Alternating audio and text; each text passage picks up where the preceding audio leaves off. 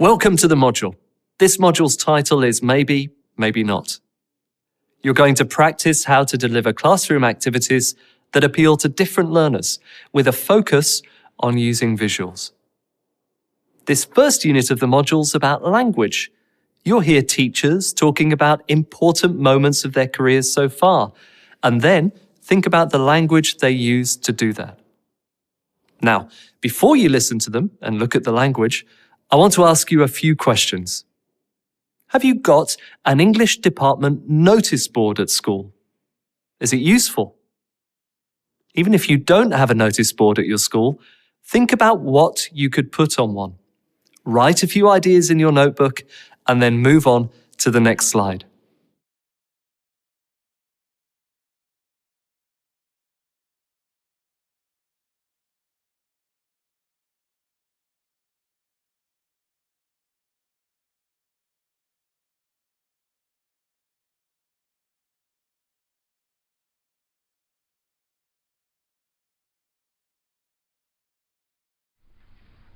It'd be good to have some information that is always there. Basic information about the department and the teachers, the books for each level, and maybe information about trips as well. Yeah, and we could have a section for Book of the Week. We want them to use the library more. And we can put up information about competitions. Remember, we've got the writing competition at the moment and the winning entry and maybe a photo of the winner. We could put up examples of work learners have done in class as well. Maybe a different one each week? That's a good idea. What about other photographs as well? We could put up photos of classes. It'll make the board attractive. And photos would make the students come and look at the board. But not formal class photos. Pictures of class activities showing learners enjoying themselves using English, doing a game or an information gap or project work, something where the students look really motivated.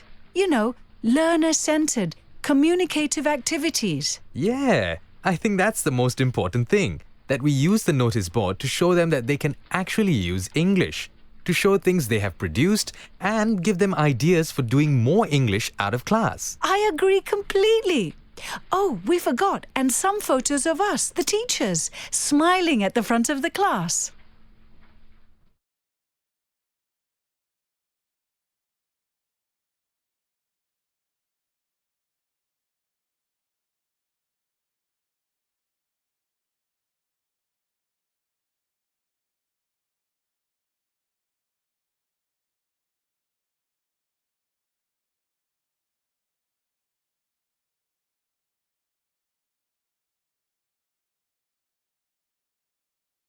Lydia. This one would be good. They must be working on a poster for a project. They're working together and it shows they can work in groups organizing themselves without the teacher always there. Though the problem is they could be in any subject, I suppose, not necessarily English. Martin. I'm not sure about this one. They can't be using much English together. They're all in separate desks. It looks as if they are correcting a worksheet together. I know it's useful for them, but as a picture, it doesn't really show them using English, does it? Kyle. I'd go for this one. I think we should use the one with the computers in it. It points to the future. They could be doing anything there. Projects, info gaps with another group, a prawn activity, group writing, a web quest. Magda. This one is good too. The teacher looks like she's asking questions. The children look really enthusiastic. They really want to answer. They might be checking homework, or doing a team quiz, or giving ideas for a brainstorm. They must like the activity a lot. They look so enthusiastic.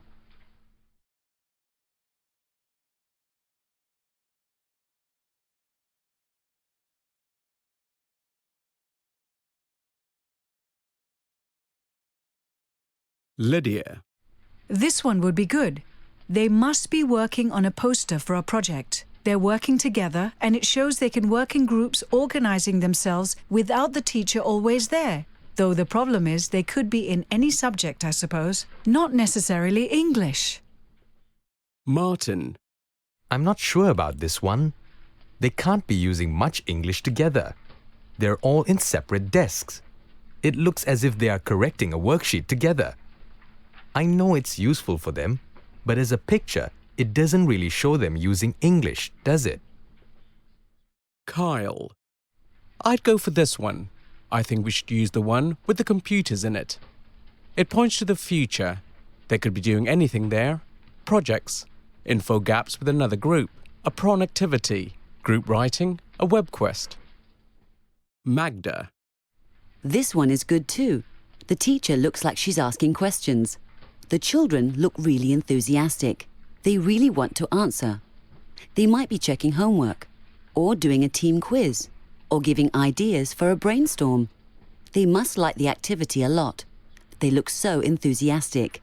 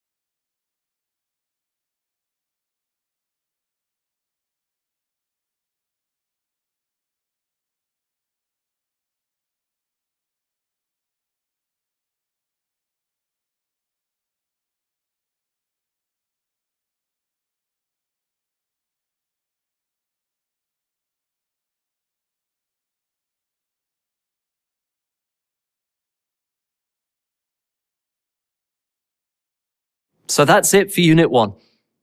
I think the most important part of using modal verbs correctly is remembering to avoid those 3 common errors. Modals don't conjugate like regular verbs. They don't take the to plus infinitive. Don't say I can to help you. And also, they don't use do or don't in the negative form. Lots of practice with the correct forms is the best way for learners to use modal verbs correctly. If you use some of the more uncommon, difficult ones regularly in class with your learners, they can pick up the meaning and use too. For example, you could say things like, you must be hungry or you can't be finished yet throughout your lessons.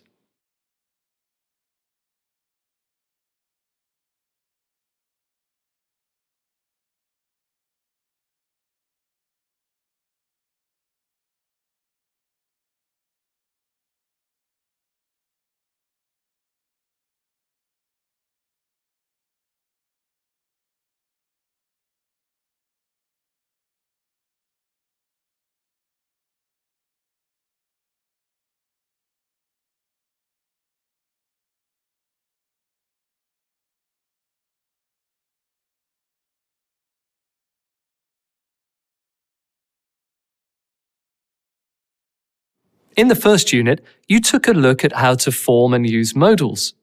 Do you remember them? Here are some examples again. You must be tired. He could be upset. She might be on time. Moving to this unit, you're going to start with some pronunciation work. Now, I'm going to just read 2 sentences to you now. They both have a particular feature of connected speech. Can you identify it? They can't be about 9 years old. He could find maths difficult.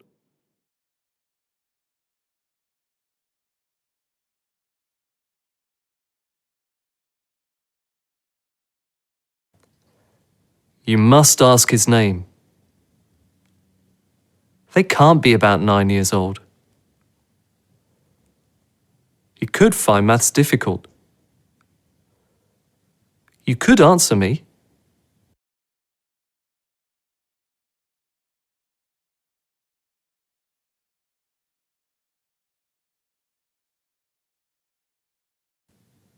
He must know the answer.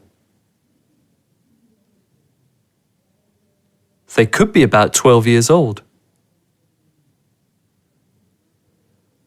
They must enjoy practical lessons. She might arrive late.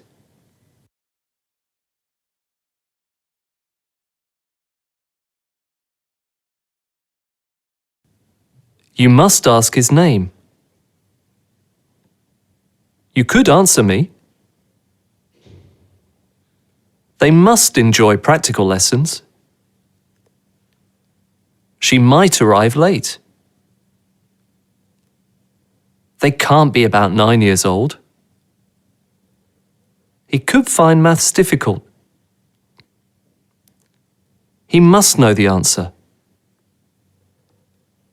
They could be about 12 years old.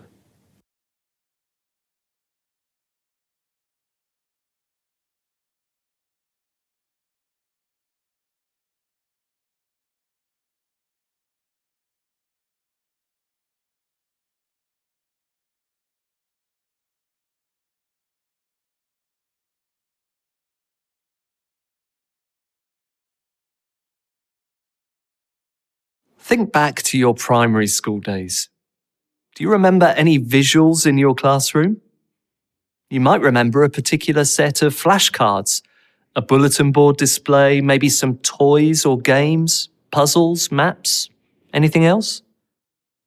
Visuals can help make the learning experience more engaging and memorable for both learners and teachers.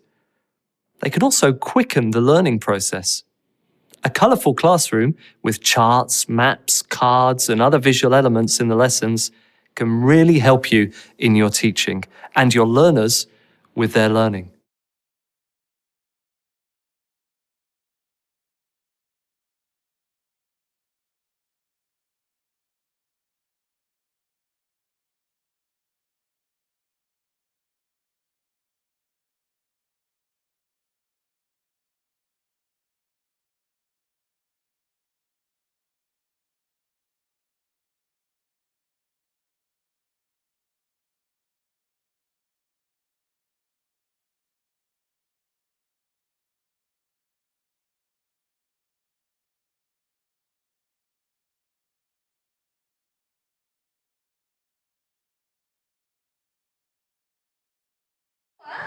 Rectangle. A rectangle.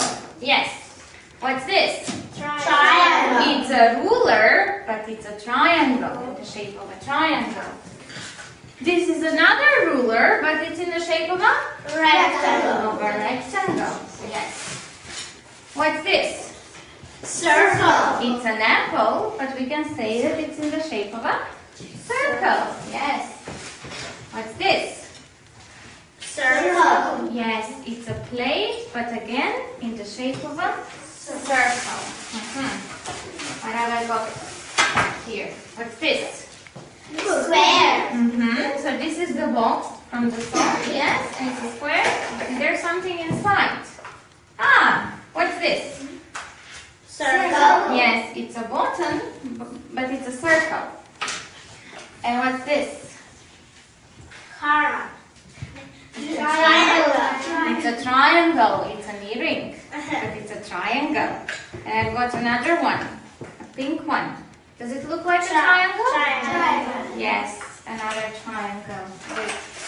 Now what else have I got? What's this? It's a Star. but in the shape of a star. Alright. And look at these funny glasses. Heart. Yes, they're in the shape of a heart. Okay. What's this? It's a CD, but it's also a circle. Yes. And what's this? Rectangle. Yes, it's also a rectangle. Alright. So now I want you to stand up again. If I say circle, then you have to move. Oh, sorry. And what's this? Circle. No. Oval. An oval. It's a balloon, but it's also in the shape of an oval. All right. So, when I say, for example, circle, you need to move around the classroom and touch circle. Okay? And if I say rectangle, you have to move around the classroom and touch something in the shape of a rectangle. Can we try? Yes?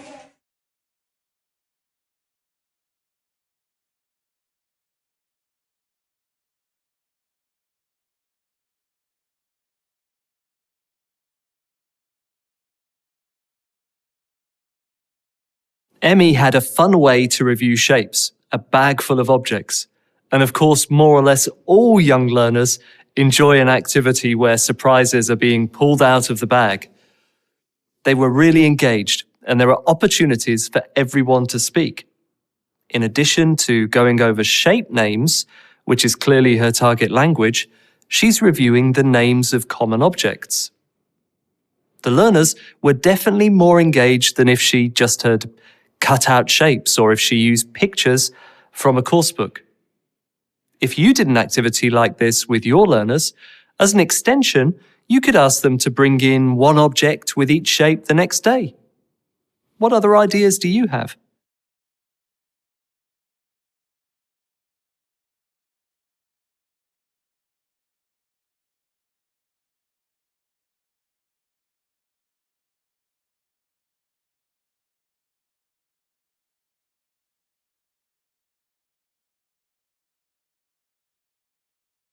Part 1. My classes like playing a miming game. Someone comes to the front of the class with me. I give them a flashcard with a picture of an activity on it.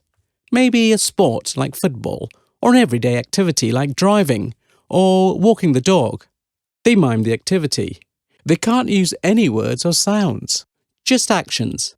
And the class have to guess what they're doing by asking questions. It's great for answering present continuous questions. Are you jumping? Are you waiting for something? The best thing about it is that they are using the structure to really communicate and they don't get bored of playing it. They ask for it again and again. Learners can play it in groups, so they all get a lot of practice. Part 2. I use flashcards for guessing games for practicing grammar. I take a flashcard but don't show it to them. They ask me questions about it, and I can say yes or no. It's great for the present simple. So, with a picture of a job, do you wear a uniform? Do you work with machines? Do you work in a hospital? I put them in teams. The first team asks a question, then the second team, and they can try to guess it first. The good thing is that they have something to talk about. They know the topic area is jobs, and they're motivated to keep using the structures. They repeat them lots of times, but in an enjoyable way. Part 3. My activity is another guessing game. I draw a big noughts and crosses grid on the board. I number the squares 1 to 9. Then I stick flashcards from the same topic area in each square, back to front, so the learners can't see the picture. I keep a note of what picture is in each square. Teams then take turns to ask a question. So, for animals, for example, they say, number 1, can it fly? I know what it is, so I can say yes or no. The next team asks a question, maybe about the same picture. Number 1, has it got legs? Or does it live in the sea? If a team guesses it, they take the square. The good thing is, they can ask with easy or more difficult structures depending on what they know. The game finishes when a team has 3 squares in a line.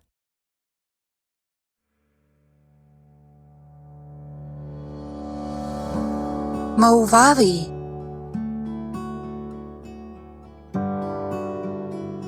Mauvavi.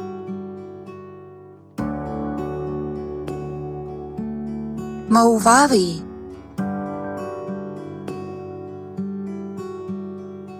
Màu vá vì.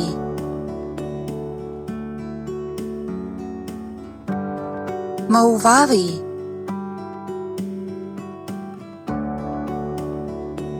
Màu vá vì.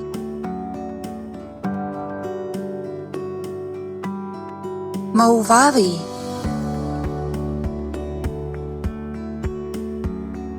Màu vá vì.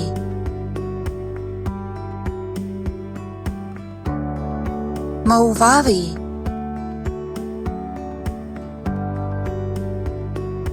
Màu vá vì.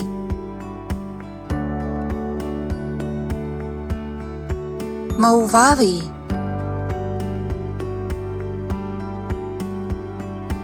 Màu vá vì.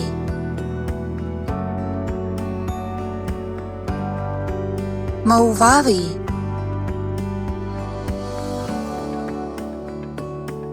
Màu vá vì.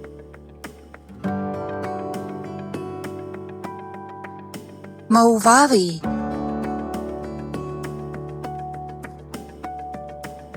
Màu vá vì.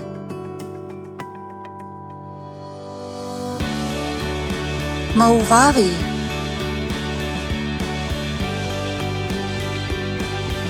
Màu vá vì.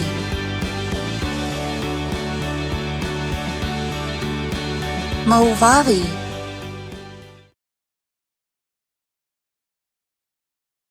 Sunday, Monday, clap, clap, clap. Tuesday, Wednesday, nap, nap, nap.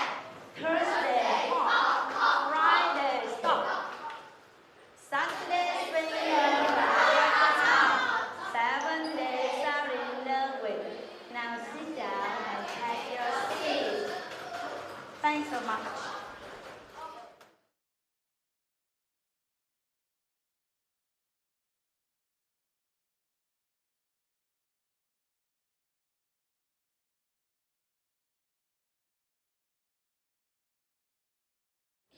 Simon says, stand up. Simon says, sit down. Simon says, hands up. Good. Simon says, hands down. Simon says, stand up. Sit down. Good. Simon says, touch your nose. Simon says, touch your ears. Simon says, touch your mouth. Simon says, touch your head. Hands up. Simon says, hands down. Simon says, hands to the sides. Bend left. Oh, everybody, everybody out. Okay, sit down. Let's start again. Simon says, stand up. Simon says, hands up. Simon says, touch your nose. Touch your ears. You're out, sit down. Simon says, bend left. Good. Simon says, sit down. Good. Here are the winners. Let's give them the score. Okay.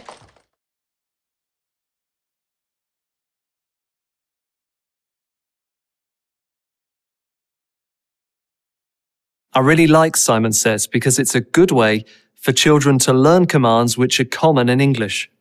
But remember, learners don't just need to understand the commands, they need to be able to give them.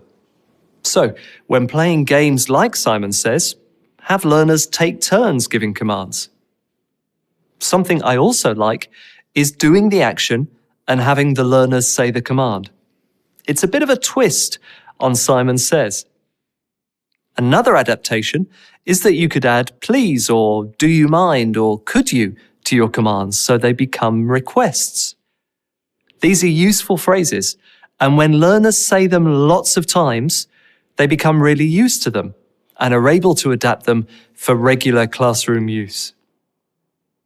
There are lots of ways to adapt TPR games, but when learners are talking in English and using movement, you can almost be sure it's a win-win activity for both you and them.